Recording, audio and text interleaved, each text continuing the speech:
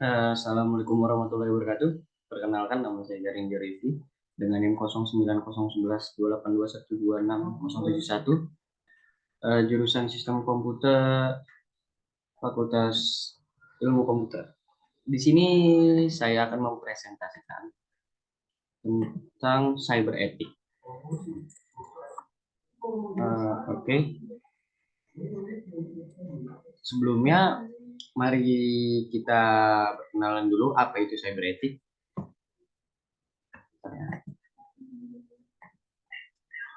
Oke, cyber ethic. Apa sih cyber ethic itu? Cyber ethic itu adalah aturan dan etika dalam menggunakan teknologi atau internet.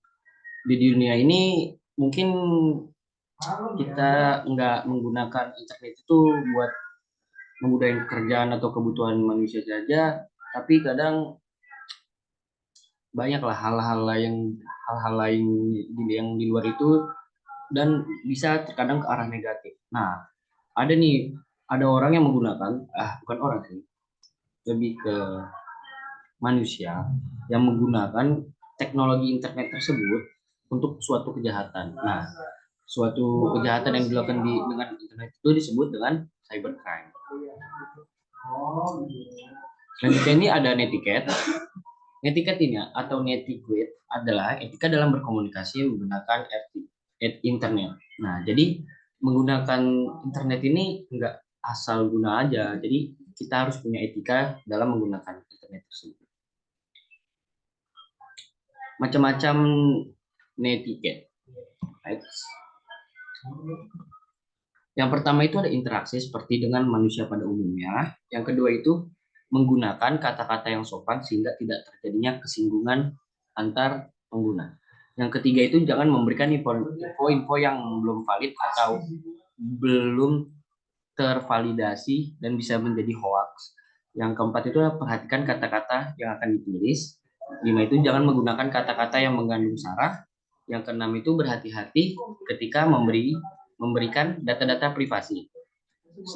Lanjutnya itu ada memberi hal-hal pribadi dan yang kita beri itu hanya kita saja lah yang boleh tahu, seperti identitas pribadi. Nah, ke-8 itu ada hindari perselisihan. Yang ke-9 itu hati-hati ketika menggunakan huruf kapital atau kata kapital karena penggunaan tersebut bisa berarti berteriak, kayak full caps lock itu berarti bisa berteriak. Yang 10 itu memberi maaf ketika kita melakukan kesalahan. Lanjutnya setelah netiquette ada IETF atau The Internet Engineering Task Force, merupakan sebuah komunitas masyarakat yang terdiri dari para perancang jaringan, operator, penjual, dan peneliti yang berhubungan dengan evolusi arsitektur dan pengoperasian internet di skala internasional. Selanjutnya itu ada aturan IETF. Nah, ini adalah aturan-aturan dari IETF. Yang pertama itu saat kita berada di internet, kita semua ini adalah manusia seperti di dunia nyata. Yang kedua, mengikuti aturan yang ada pada kehidupan sehari-hari ketika Anda online. Yang ketiga itu ingat tempat di mana Anda berada ketika sedang online. Yang keempat, atau yang terakhir, saat Anda sedang online, hormatilah orang yang sedang berinteraksi dengan kalian. Selanjutnya ada cybercrime. Cybercrime ini seperti saya bilang di awal tadi, ini adalah tindakan ilegal yang dilakukan pelaku kejahatan dengan menggunakan teknologi komputer dan jaringan internet untuk menyerang sistem informasi korban. Lanjut, ada landasan undang-undang. Nah, jadi cybercrime Indonesia ini itu telah diatur dalam Undang-Undang Nomor 11 Tahun 2008 tentang Informasi dan Transaksi Elektronik atau UU ITE, sebagaimana telah diubah menjadi UU Nomor 19 Tahun 2016 tahun 2016. Jadi UU cybercrime ini belum punya hukum yang secara khusus. Lanjut, ini adalah kategori perbuatan yang dilarang di UU ITE. Yang pertama itu setiap orang dengan sengaja dan tanpa hak atau melawan hukum mengakses komputer dan atau sistem elektronik milik orang lain dengan cara apapun.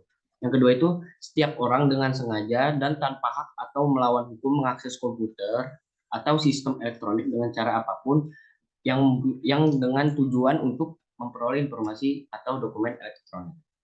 Yang ketiga itu setiap orang yang dengan sengaja atau dan tanpa hak untuk atau melawan hukum mengakses komputer atau sistem elektronik dengan cara melanggar, menerobos, melampaui atau menjebol sistem pengamanan. Lanjut, ini adalah jenis-jenis kejahatan cyber. Yang pertama itu adalah identity theft atau pencurian identitas. Jenis kejahatan cybercrime ini yang pertama, di mana biasanya pelaku akan menyalahgunakan identitas orang lain seperti nama, nomor telepon, hingga nomor identitas diri dan kartu kredit untuk mengambil keuntungan finansial. Yang kedua itu ada kejahatan phishing. Ini contoh cybercrime ya, dengan cara mengelabui korban dengan memberikan link palsu, web atau website bodong dan sebagainya. Nah, tujuannya itu untuk mencuri data korban seperti identitas diri, password, kode PIN atau kode OTP.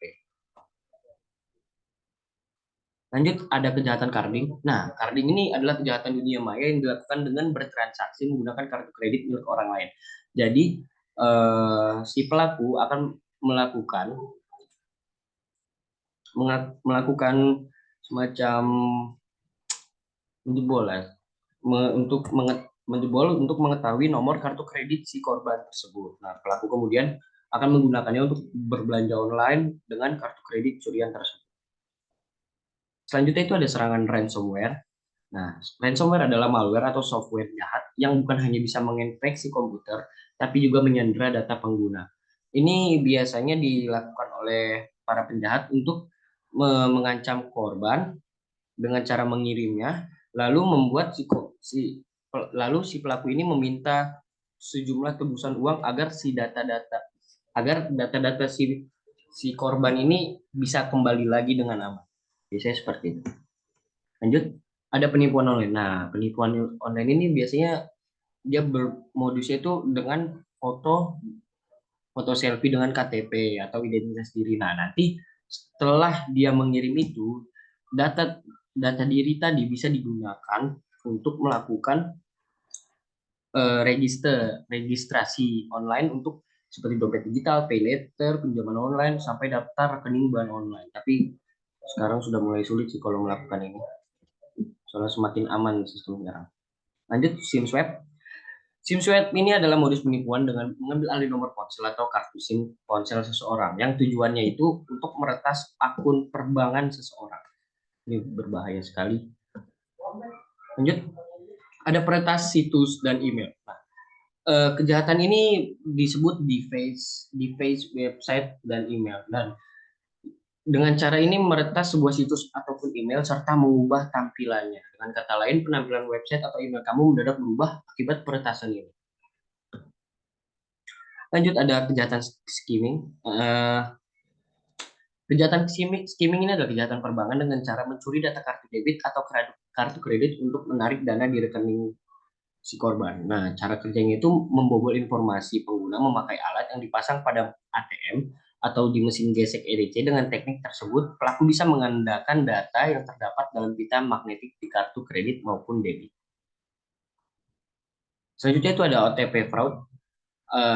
Seperti yang kita tadi banyak istilah OTP ini atau one time password, kode sekali pakai yang sangat vital untuk keamanan bertransaksi. Nah, di sekarang ini kejahatan pencurian kode OTP ini. Nah, penyebab OTP fraud adalah malware atau semacam virus yang menyerang perangkat lunak. Selanjutnya itu ada pemalsuan data atau data forgery. Nah, data forgery ini adalah kejahatan dengan memalsukan data atau dokumen penting melalui internet. Biasanya kejahatan itu banyak terjadi di dokumen penting milik e-commerce atau penyedia situs belanja online. Lanjut, ada kejahatan konten ilegal. Konten ilegal adalah kejahatan memasukkan data atau informasi yang tidak benar, tidak etis, melanggar hukum, atau mengganggu ketertiban umum. Nah, sebagai contoh itu berita bohong, fitnah, pornografi, maupun informasi yang menyangkut rahasia negara, propaganda untuk menyerang pemerintah yang sah.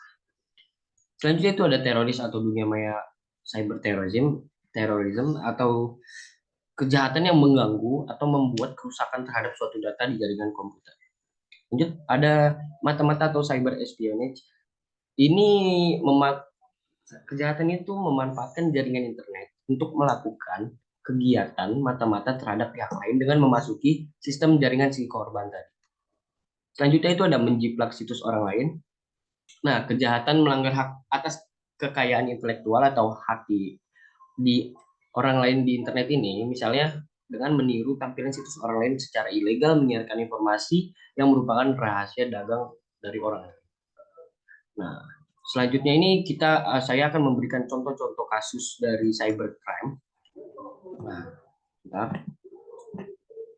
Yang pertama itu adalah kasus BPJS Kesehatan tahun 2021 bulan Mei kemarin. Yang sudah berapa tahun berarti? Sudah 2 tahun lah, hampir 2 tahun. Ini maksudnya ini pada akhir Mei tahun 2021 kemarin, situs milik Badan Penyelenggara Jaminan Sosial atau BPJS Kesehatan ini diduga diretas. Buntutnya ini data milik 279 juta penduduk Indonesia itu diduga bocor dan dijual di forum online bernama Right Forums. Nah, data yang dijual seharga 0,15 Bitcoin atau 84,4 juta tersebut berisi nik, nomor ponsel, email, alamat hingga gaji. Nah, Kominfo pun akhirnya mengajukan pemutusan akses terhadap tautan untuk mengunduh data pribadi tersebut, termasuk memblokir red form sebagai langkah antisipatif mencegah penyebaran data yang lebih meluas. Terkait duga kebocoran data, BPJS Kesehatan, Kominfo, dan BSN atau Badan Cyber dan Sandi Negara sempat disebut akan digugat lewat pengadilan tata usaha negara oleh tim periksa data. Salah satu tuntutan dalam gugatan tersebut adalah penggugat tim periksa data mendorong dilakukannya asesmen penilaian terhadap dampak kebocoran data dan menyampaikannya kepada publik. Yang kedua itu ada kasus asuransi BRI Life Juli tahun 2021.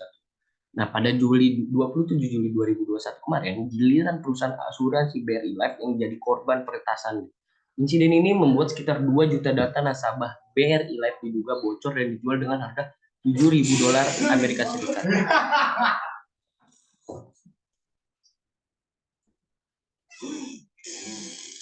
Lanjut. Nah, kebocoran data ini pertama kali diungkap oleh akun Twitter Under the Bridge. Akun tersebut mengklaim bahwa hacker berhasil mengambil 250 GB data dari BRI Life, termasuk data 2 juta nasabah dalam format file PDF dan sekitar 463.000 dokumen lainnya. Adapun data yang bocor itu termasuk foto KTP, rekening, nomor wajib pajak, akte kelahiran, hingga rekam medis.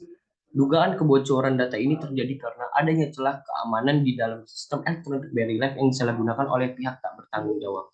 Namun berdasarkan hasil investigasinya, peretasan menargetkan sistem BRI Life Syariah menurut pihak BRI Life. Sistem tersebut terpisah dengan sistem inti BRI Life tersebut. Adapun jumlah data yang terdapat di dalam sistem BRI Life sebesar 25.000 pemegang polis. Hasil investigasi internal itu membantah kabar yang beredar di media sosial terkait kebocoran data 2 juta nasabah BRI Life.